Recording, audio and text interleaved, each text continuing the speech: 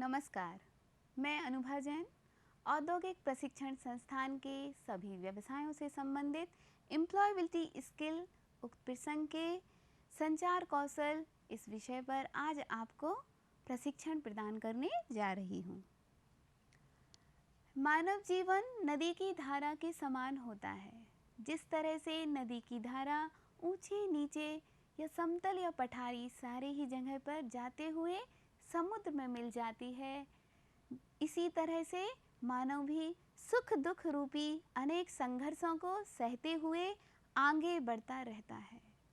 आगे बढ़ने में जो उसकी मदद करता है वह समय है, और जो इस भागते हुए समय को पकड़ लेता है अर्थात इसका सदुपयोग कर लेता है, वह उन्नति की सीढ़ियों पर चढ़ता चला जाता है।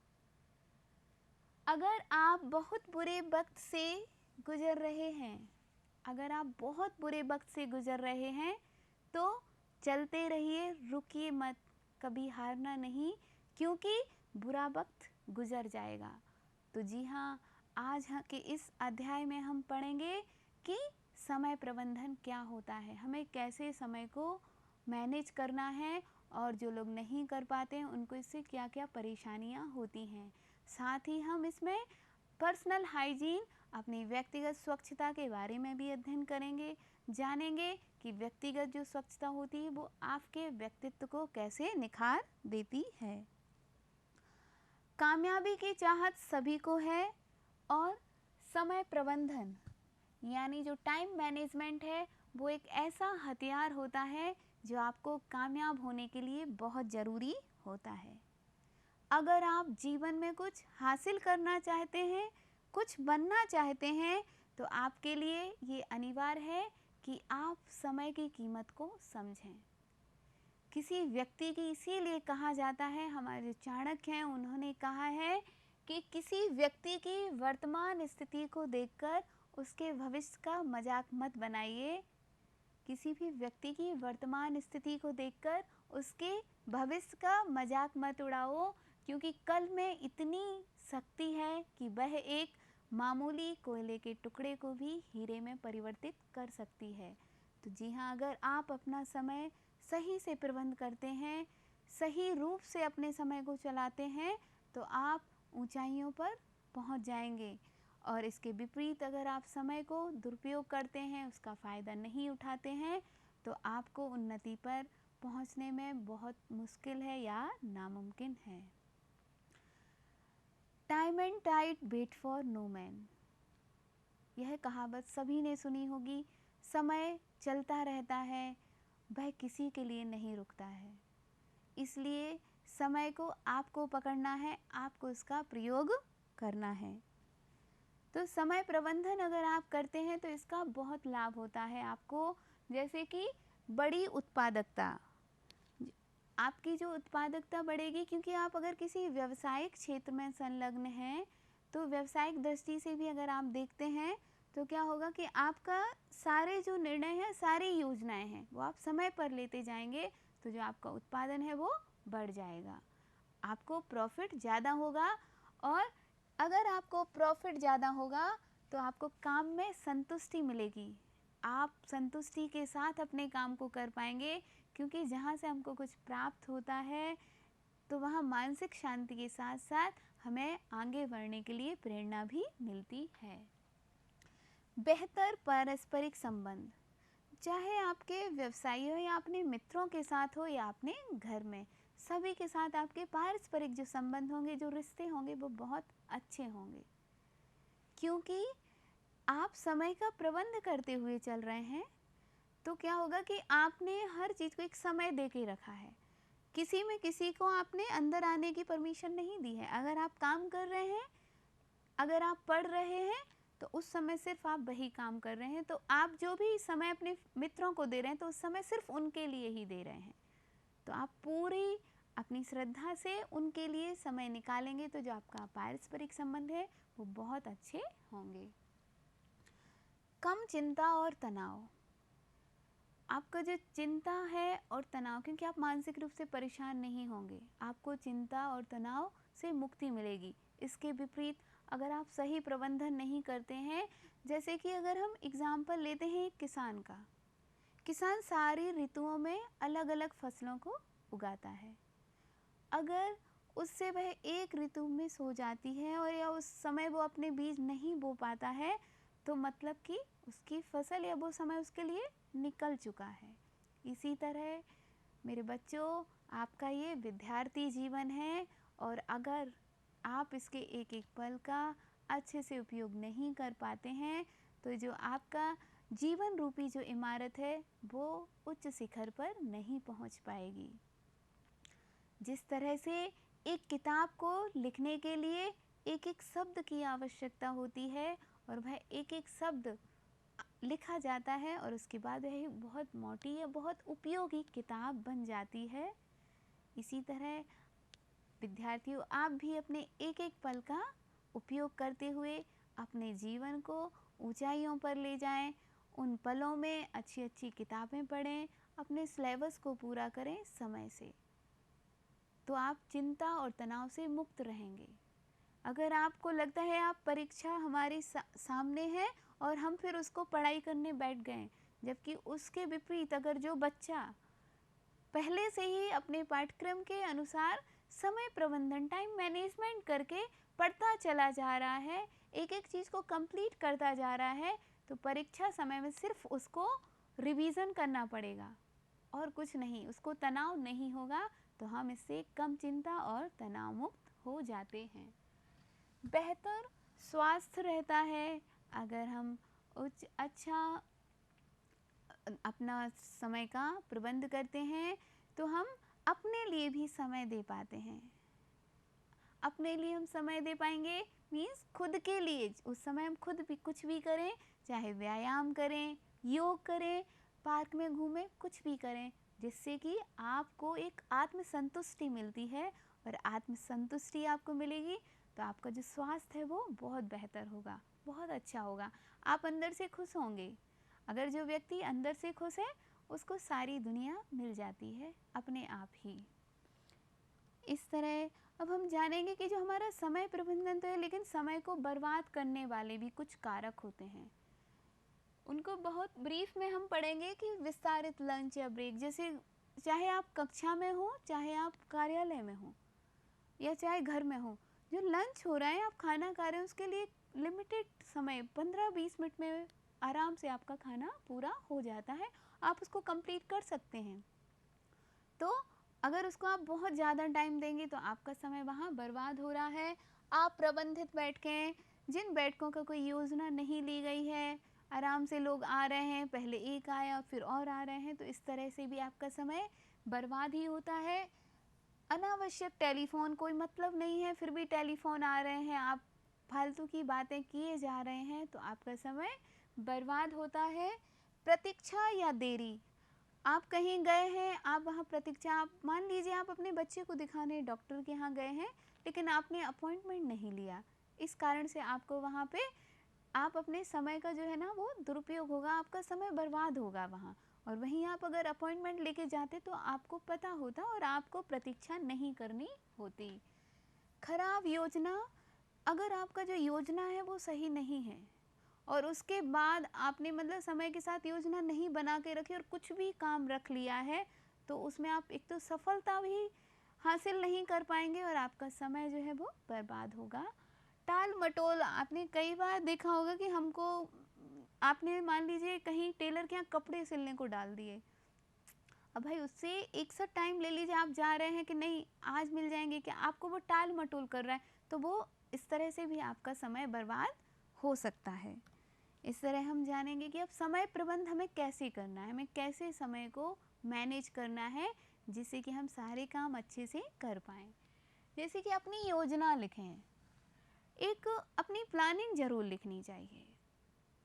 कुछ लोग हैं कहते हैं मैंने तो प्लान किया था लेकिन हम असफल रहे, तो इसका एक मुख्य कारण होता है कि वो लिखते नहीं हैं, क्योंकि कई बार आपको इतने सारे काम होते हैं कि आप भूल जाते हैं, आपको पता नहीं रहता है और आप उस चीज़ से आपका दिमाग हट जाता है, तो आप उस काम पे ध्यान नहीं दे पाते हैं और वही विपरीत अगर आप उसको लिखेंगे तो आप समय समय पर अपनी डायरी को देखते रहेंगे और आपका काम समय से पूरा होगा।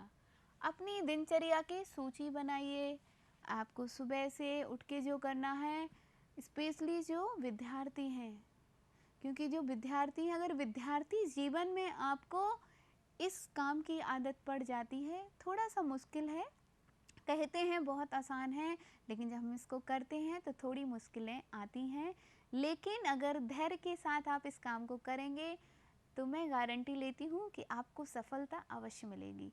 तो अपनी दिनचर्या की सूची बनाइए कि हमको क्या कब करना है, जिससे कि आप ऐसा नहीं कि आप किसी जो आधे घंटे का काम है आप उसको 2 घंटे दे रहे हैं, 2 घंटे के काम को फिर आपके पास टाइम ही नहीं बचा, क्योंकि जो आपको कम समय का था उसको आपने ज़्यादा समय दे दिया है। और जब आप विद्यार्थी जीवन से इसको अपने अंदर लाएंगे, इस गुण को अपने अंदर लाएंगे, तो जब आप व्यवसायिक में जाएंगे, चाहे कहीं सर्विस करें या आपका व्यवसाय हो, तो आपको आपके व्यवसाय को बहुत ऊंचाइयों पर ले जाएगा। और इस तरह से अब कार्य की प्राथमिकता को पहचाने। आपको एक टू डू लिस्ट ज़रूर बनानी चाहिए कि हमको क्या करना है, कि हमें पहले क्या करना चाहिए। कुछ काम हमारे बहुत ज़रूरी होते हैं, कुछ कम आवश्यक होते हैं और कुछ सामान्य होते हैं कि हम उनको टाल सकते हैं कल के लिए भी। तो इस तरह से अगर आप काम करते हैं प्राथमिकता के आधार पर, तो जो आपका काम है वो समय से पूरा हो जाएगा, आप तनावग्रस्त नहीं होंगे। क्योंकि अगर आपका कोई भी काम रह जाएगा तो आप मानसिक रूप से भी परेशान हो जाते हैं। इनकार की आदत डालें। आपको अपने अंदर जो आप काम कर रहे हैं, जो आपने दिनचर्या की सूची बनाई है, उसमें अगर कुछ ऐसा काम आ जाता है तो आपको उससे इनकार करना चाहिए। क्योंकि कई बार आप छोटे छोटे से उन कामों के चक्कर में जो आपका मेन काम होता है वो आपका छूट जाता है, जो आपके करियर, आपके भविष्य को उज्जवल करने वाला होता है। तो कुछ कामों को इनकार की आदत भी आप डालिए। छोटी छोटी बातों का ध्यान रखें जिससे कि आपके समय की बर्बादी होती है। जैसे कि आप ऑफिस में खड़े हुए हैं, फालतू में आप बात कर रहे हैं, 4 लोग मिल गए और बात भी कुछ ऐसी की जिसका कोई मतलब नहीं है, किसी से बेवजह उलझना, किसी की बुराई करना।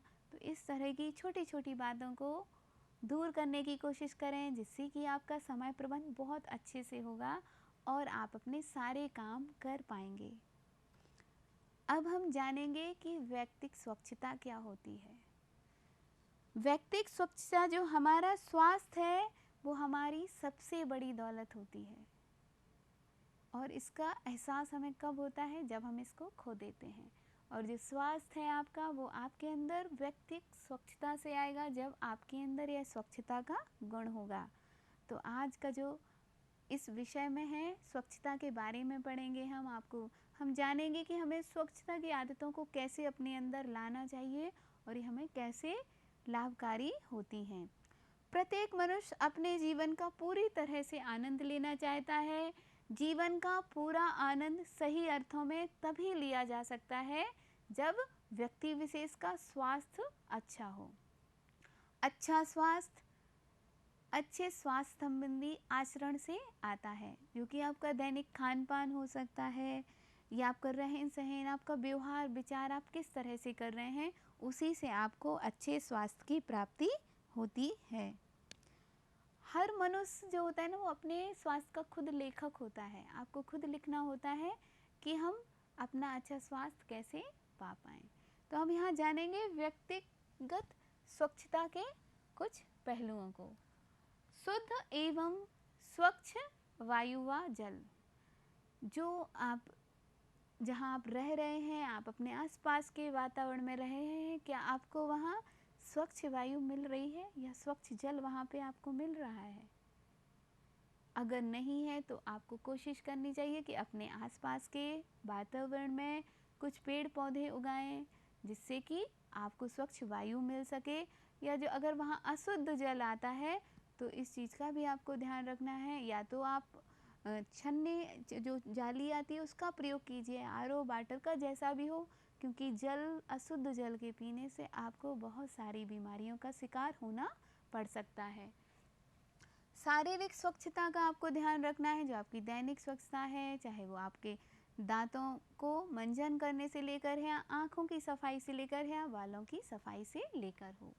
मानसिक स्वास्थ्य, जब आप अपने शारीरिक स्वच्छता का ध्यान रखेंगे, शुद्ध जल एवं वायु रहेंगे, तो आपका जो मानसिक रूप से भी आप स्वस्थ रहेंगे। और आपको उस मानसिक रूप से स्वस्थ रखने के लिए कुछ व्यायाम, योग भी करने चाहिए। मादक वस्तुओं का त्याग करना चाहिए, क्योंकि यह आपके शारीरिक स्वास्थ्य को बहुत हानिकारक होता है। अब हम जानेंगे कि दैनिक जीवन में हम इन स्वच्छता को कैसे अपनाएं। जैसे स्वयं की स्वच्छता, शरीर के सभी अंगों का रोज साफ सफाई करेंगे। साफ सुथरे वस्त्र पहनना, भोजन से पहले और बाद में, अगर हाथ धोना या शौचालय से पहले या बाद में हाथ धोना चाहिए। यह आदतें आप अपने छोटे भाई बहनों में आपको ही विकसित करनी है। शुद्ध भोजन का प्रयोग कीजिए। शुद्ध भोजन से मतलब है कि जब सब्जी या जो भी आप भोजन पका रहे हैं वो साफ पानी में होना चाहिए। साफ पानी से उनको धुलें, साफ बर्तनों में पकाएं। अगर आप कहीं बाहर खाना खा रहे हैं तो देखिए, वहाँ के किसी होटल में खाना खा रहे हैं तो ज़रा सोच समझ के, मुख्यतः तो इसीलिए कि शुद्ध भोजन आप अपने घर में तो हम लोग कर लेते हैं, लेकिन बाहर हमें वो बड़ी मुश्किल से मिल पाता है। तो ध्यान से देख के कि वह एरिया या वह क्षेत्र आपके भोजन के लिए उपयुक्त है, नहीं तो आप वहाँ बिना खाए भी रह सकते हैं। आप फल वगैरह या कुछ और खा के अपना काम चला सकते हैं। स्वच्छ शुद्ध पानी का उपयोग कीजिए। हमेशा पानी को ढक के प्रयोग करें, और जो भी पानी निकालें तो उसके लिए अलग बर्तन का प्रयोग आपको करना चाहिए। स्वच्छ शौचालय, हमारे प्रधानमंत्री नरेंद्र मोदी ने स्वच्छता के लिए बहुत सा अच्छा प्रोग्राम चलाया है। मुख्यतः जो उनका मुख्यतः ध्येय था कि हमें अपने भारत को खुले में शौच मुक्त बनाना है, क्योंकि इससे जो बीमारियां होती वो बहुत घातक सिद्ध होती हैं। तो जो शौचालय है उनकी सफाई है वो हर रोज़ होनी चाहिए। और जो शौचालय के अंदर बाहर जो है, ये जो पानी का है ये बहुत इम्पोर्टेंट है, जो कि आज भी नहीं है। आप लोग घर में ग्रामीण क्षेत्रों में शौचालय तो बन जाते हैं, बट वहाँ पानी की व्यवस्था उतनी अच्छी नहीं रहती है, तो इसका हमें ध्यान रखना है। शौचालय में उचित संवातन जरूर होना चाहिए, वेंटिलेशन होना चाहिए, जो कि आपको स्वास्थ्य को लाभदायक होगा। स्वच्छ वातावरण, जो आपके घर के अंदर और बाहर का जो हर रोज़ हो वो सफाई करना चाहिए। ऐसा नहीं कि बेटा सफाई आपको ही करनी है, जहाँ तक पॉसिबल हो आप सफाई कीजिए, चाहे आपका कार्यालय हो, चाहे आपका जो कार्यालय में कुछ कर्मचारी काम करते हैं, आप लोग हैं तो अपनी कक्षा, वहाँ आपको गंदगी नहीं फैलाना है। डस्टबिन का प्रयोग कीजिए, और दूसरे लोगों को आपको जागरूक भी करना है।